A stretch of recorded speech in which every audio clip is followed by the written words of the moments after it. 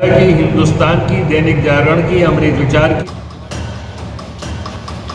निश्चित भैया एक अंदाजा बता दीजिए कब तक रेट देंगे।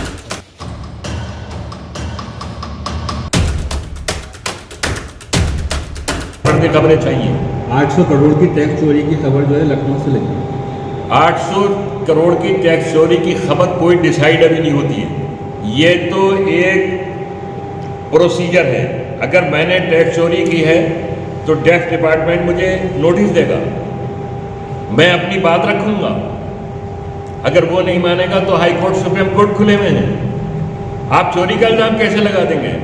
क्या फलां साहब ने या फलां इंस्टीट्यूशन ने 800 रुपये की टैक्स चोरी की है? बिल्कुल भी नहीं की। हम तो कहते हैं हमने 1 पैसे की टैक्स चोरी नहीं की है। सब फर्जी बातें। और अगर की है तो उसका एक प्रोसीजर है ना, उसका एक ज़ाब्ता है। 2019 में पुलिस डिपार्टमेंट ने यूनिवर्सिटी में आई, छापा मारा। जितने यूनिवर्सिटी के कागजात थे, डॉक्यूमेंट थे, आज 4 साल से ज़्यादा हो गए पर वो ले गए। ये लोग आए, जो डॉक्यूमेंट्स यहाँ रखे थे, ये रखे थे, वो थैलों में ले गए। सवाल ये है, सारी हमारे डॉक्यूमेंट्स आप लिए चले जा रहे हैं, यूनिवर्सिटी से लिए चले जा रहे हैं, घर से लिए चले जा रहे हैं, तो हमारे पास क्या रह जाएगा? फिर हमसे बार बार क्या पूछा जा रहा है? अगर टैक्स चोरी की है तो बताइए ना कि आपने फला फला मामले में टैक्स चोरी की है, हमें अपनी बात रखने का मौका मिलेगा। ये तो कानून है। बड़े से बड़ा जुर्म भी अगर एजेंसीज की नज़र में कोई होगा तो एजेंसी हमें नोटिस देंगी, मुकदमा करेंगे, हम उसको लड़ेंगे, अपनी बात कहेंगे। एक कोर्ट में नहीं होगा, एक जुरिडिक्शन में नहीं होगा, अगले में जाएंगे। यही तो इसका तरीका है। लेकिन यहाँ के, मैं फिर यह कहूँगा, मेन बात यह है कि यहाँ के अखबारात में जो खबरें छापी हैं, ये एक सोची समझी साजिश, पीरी पिलानी, आज़म खान साहब को बदनाम करने की साजिश, जौहर यूनिवर्सिटी को बदनाम करने और उसे नुकसान पहुंचाने की जो साजिश हो रही है, उसका एक हिस्सा बनकर उस मिशन को आगे बढ़ाने के लिए खबरें छापी हैं। सब निराधार हैं, सब फर्जी हैं। ये लिखकर के सूत्रों से पता चला है, ये कौन से सूत्र हैं ये बताए जाएं। अगर ये नहीं बताते हैं तो इसका मतलब ये है कि ये सूत्र नहीं है, ये अपनी दिमाग के सूत्र हैं, ये उस निगेटिविटी के सूत्र हैं जो भारतीय जनता पार्टी आज़म खान साहब का जौहर यूनिवर्सिटी के साथ कर रही है। ये उस निगेटिविटी के सूत्र हैं कि आपने अपने कमरे में बैठकर अपने दिमाग से फर्जी खबर बनाकर इतनी बड़े बड़े उसमें शाये की छाप दिया। अगर ये सब कुछ बरामद होता तो क्या इनकम टैक्स वाले रामपुर के मीडिया को बुलाते नहीं दिखाने के लिए? कहीं आज तक ये हुआ है कि किसी रेड में इतनी बड़ी चीज़ें अगर 2 करोड़ या 90 लाख रुपए का सोना बरामद हो जाए तो उसको थैले में भर के ले जाएंगे? वो क्या हुआ है? कोई बता सकता है मीडिया वाला? अगर 50 लाख रुपए भी किसी के पास निकले हैं तो पूरे मीडिया को इकट्ठा करके पूरा ड्रामा किया गया है, नोटों की मशीन मंगाई गई है, अगर नोट ज़्यादा है और हाथ से गिनने के तो हाथ से गड्डियों का ढेर लगाकर दिखाया जाता है। 3 दिन में आपको 3 मिनट नहीं बुलाएगा, इसका मतलब कुछ था ही नहीं वहाँ पर, कुछ भी नहीं था। और जो कुछ था जो ले गए हैं, माननीय मंत्री जी ने, माननीय मोहम्मद आजम खान साहब ने 15 मिनट के बाद मीडिया को बता दिया कि भाई ये हमारे यहाँ से ले गए।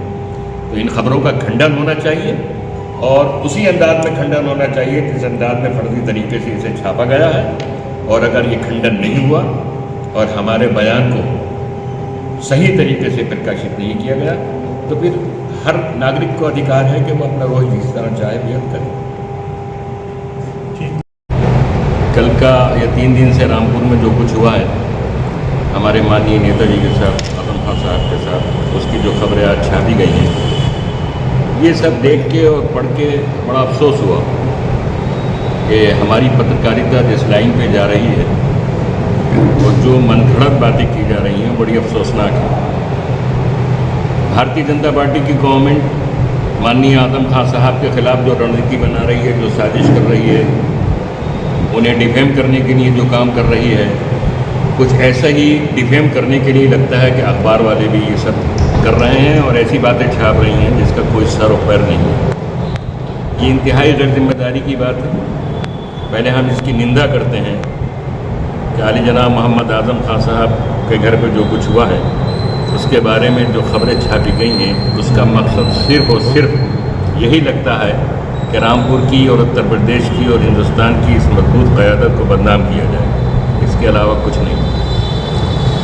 किसी अखबार ने लिखा है कि 800 करोड़ रुपए की टैक्स चोरी, मेन हेडिंग बनाई है। किसी अखबारों ने लिखे हैं कि लगभग 89 लाख रुपए बरामद किए गए और 2 करोड़ 6 लाख रुपए का सोना बरामद किया गया। कुछ ने नहीं लिखा है, कुछ ने लिखा है। सवाल ये बनता है कि जिन लोगों ने ये खबरें लिखी हैं उनके क्या सोर्स हैं। अभी इनकम टैक्स की जो टीम आई थी उसने कोई रिपोर्ट हमारी नॉलेज के हिसाब से तो जारी नहीं की। हमारे संज्ञान में तो ऐसी कोई चीज़ नहीं आई, और न ये ज़ाब्ता उसूल है कि अभी वो रिपोर्ट फाइनल करके बताएंगे। हमें जो मालूम है, हमारी जो मालूमात हैं, अभी तो लगभग 1.5-2 महीने के बाद 50 या 60 दिन का टाइम है, उसके बाद ऑफिशियल रिपोर्ट आ सकती है इसके सिलसिले में। सूत्र कौन से हैं जो इस तरह की फर्जी खबरें छाप कर रामपुर के माहौल को भी बदनाम कर रहे हैं और रामपुर की एक क़यादत को, आज़म खान साहब को बदनाम करने की साजिश का एक हिस्सा और अलाकार बने? कौन लोग हैं? एक सरकारी एजेंसी आई, उसने जो कुछ करना था उसने किया, उस काम में उनका सहयोग किया गया, लेकिन उस सरकारी एजेंसी का जो रिज़ल्ट है कैसे पता चला इन अखबारों को? किसी ने कुछ लिखा है, किसी कुछ लिखा है।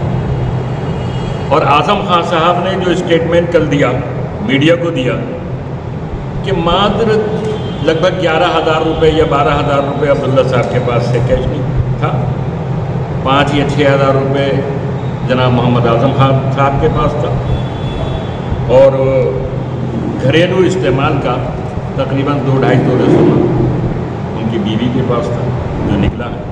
ये स्टेटमेंट छापा है अखबार ने, इस अखबार में भी मौजूद है आज़म खान साहब का ये स्टेटमेंट, लेकिन वो एक अंदर और बहुत छोटी सी खबर में है ताकि उसमें लोगों की नज़र न पड़े। और मेन हेडिंग ये है कि 89 लाख रुपए और 2 करोड़ 6 लाख रुपए का सोना। ये निराधार खबरें छापना, ये रामपुर के माहौल को भी ख़राब करने की साजिश है और आली जनाब मोहम्मद आज़म खान साहब को बदनाम करने की एक साजिश है। हम ये मांग करते हैं कि जिन अखबारों ने ये खबरें छापी वो अपना सोर्स बताएं, वो अपना ज़रिया बताएं, और नहीं बताएं तो वो माफ़ी भी मांगें और इस बात का कल को खंडन करें। हम आपके सामने, कैमरों के सामने खंडन करते हैं कि ये जो खबरें हैं ये सब फर्जी हैं, झूठी हैं। जो कुछ आज़म खान साहब के पास से वो 3 दिन के बाद ले गए हैं वो आज़म खान साहब ने खुद बता दिया है, और आईटी वालों ने इस सिलसिले में कोई स्टेटमेंट जारी नहीं किया। कोई जारी किया तो आप बताएं।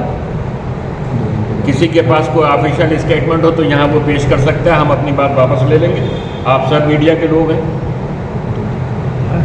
तो ये झूठी खबरें छापकर क्या मैसेज दिया जा रहा है? अगर कोई टैक्स चोरी उनकी नज़र में, हमारी नज़र में हिसाबात क्लियर हैं, अगर इनकम टैक्स वालों की नज़र में कहीं से कुछ गड़बड़ है तो उसका हमें नोटिस देंगे। वो एक सिविल लिटिगेशन है, उसका फिर कोर्ट के ज़रिए उसका डिसीजन होना है कि वो सही है या हम सही हैं, और एक ही लंबा प्रोसीजर है। हर जगह ये होता है। अगर आप कहीं कोई टैक्स चोरी का इल्ज़ाम लगाएंगे तो उसका एक ज़ाब्ता है, उसका एक कायदा है कि दूसरे को भी अपनी बात कहने का मौका देंगे। छापे का मकसद आज़म खान साहब की यहाँ से अगर कुछ बरामदगी थी तो 3 दिन में जो कुछ मिला है वो आज़म खान साहब ने बताया। प्रेस के लोग, इन अखबारों की, अमर उजाला की, हिंदुस्तान की, दैनिक जागरण की, अमृत विचार की जो खबरें हैं, इसमें जो कुछ लिखा हुआ है ये मनगढ़ंत है, फर्जी है, निराधार है। और अगर अखबार वालों के पास ये सब कुछ है, इन खबरों के छापने वालों के पास, जो हमारे हाथ में अखबार हैं, जो अपने को एक प्रतिष्ठित अखबार कहते हैं, अगर इनके पास कुछ है तो वो सबूत पेश करें, बताएं कि किस एजेंसी ने उनको ये इन्फॉर्मेशन दी है। अगर वो ये नहीं बता पाएंगे तो इसका मतलब ये होगा कि वो हालात का, मौके का बड़ा मिसयूज़ करके, झूठ बोल के, साजिश करके, षड्यंत्र करके रामपुर के माहौल को ख़राब करना चाहते हैं और आज़म खान साहब को बदनाम करने की एक साजिश में लगे। आसिम भाई, कल से एक इनकम टैक्स विभाग की ओर से एक लेटर वायरल हो रहा है जिसमें सब चीज़ की डिटेल लिखी हुई है। उस लेटर के बारे में क्या कहना चाहेंगे? कोई ऑथेंटिक लेटर नहीं। अगर ऐसा लेटर होता तो सबसे पहले तो उनको दिया जाता कि जिनके यहाँ से हुआ है। ये चीज़ें वायरल थोड़ी होती हैं। आप जिसके यहाँ जो चीज़ें बरामद करेंगे उसको आप रिसीव कराएंगे कि आपके यहाँ से ये निकला है। अगर कहीं से अभी मारे हैं आईटी वालों ने, एक व्यापारी के यहाँ छापा मारा है, 2 या 3 करोड़ रुपए का कैश निकला है, पूरे प्रेस को वहाँ बुलाया, उनको दिखाया। क्या आप में से किसी को आईटी वालों ने बुलाया 3 दिन में? कुछ दिखाया आपको? ये कैसी बरामदगी है भाई? ये छापे तो ऐसे होते हैं कि अगर कुछ बरामद हो, चाहे कैश की सूरत में हो, गोल्ड की सूरत में हो, और किसी सूरत में हो, घर से हो या घर के और जो बैंक लॉकर जरिए होते हैं, कहीं से भी हो, सबसे पहले प्रेस को बुलाते हैं, इनकम टैक्स वाले हो या ईडी वाले हो।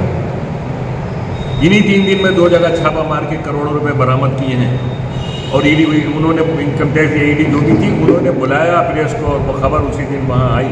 3 दिन में कोई ऐसी खबर आपको मिली? शहर की सरकार और जनता को दरकार, दिखाएंगे आपको क्या कहता है वोटर। अब की बार किसकी सरकार?